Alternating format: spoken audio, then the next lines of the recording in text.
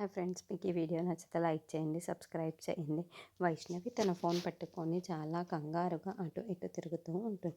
ఏంటి ఈ ఫోన్ ఇంతకీ కలవటం లేదు, ఏం జరిగిందో ఏమో అని చెప్పేసి అనుకుంటూ ఆ ఫోన్ అలా చూస్తూ ఉండిపోతుంది. ఇంతలో అక్కడికి వేదవతి వస్తూ ఉంటుంది. వెన్నెల వెన్నెల ఏంటి ఆలోచిస్తున్నావు అంతగా అని చెప్పేసి పిలుస్తూ ఉంటుంది. ఆ మాటలు పట్టించుకోకుండా అక్కడున్న వైష్ణవి మాత్రం అలా ఆలోచిస్తూ ఉంటుంది.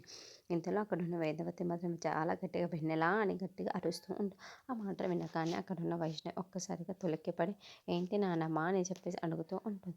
ఆ మాటలు వినగానే అక్కడున్న వేదవతి మాత్రం ఏం ఆలోచిస్తున్నావు అంతగా, ఏమైందని, ఎందుకు ఇంత టెన్షన్ పడుతున్నావు అని చెప్పేసి అడుగుతూ ఉంటుంది. ఆ మాటలు వినగానే అక్కడున్న వైష్ణవి వెన్నెల ఫోన్ కలవటం లేదు, ఎక్కడికి వెళ్ళిందో ఏంటో, ఎలా ఉందో ఏంటో అని చెప్పేసి అంటూ ఉంటుంది. ఆ మాటలు వినగానే అక్కడున్న వేదవతి అయితే ఒక్కసారిగా షాక్ అయిపోతూ ఉంటుంది. ఏం మాట్లాడుతున్నావు నువ్వే కదా వెన్నెలకి ఎందుకు ఫోన్ చేయటం ఏంటి, ఇంతకీ ఏంటి ఆ నిజం ఏంటో నాకు చెప్పు అని చెప్పేసి అడుగుతూ ఉంటుంది. ఆ మాటలకి అక్కడున్న వైష్ణవి అయితే ఏం చెప్పాలో తెలియక అలా ఒక్కసారిగా షాక్ అయిపోయి వాళ్ళ నాన్నమ్మను అలా చూస్తూ ఉండిపోతుంది. ఇంతలో అక్కడున్న వేదవతి మాత ఏంటి నువ్వేదో దాస్తున్నట్లు ఉన్నావే, వెన్నెలని ఫోన్ చేయడం ఏంటి అంటే నువ్వు ఎవరు మరి అని చెప్పేసి గట్టిగా నిలదీస్తూ ఉంటుంది.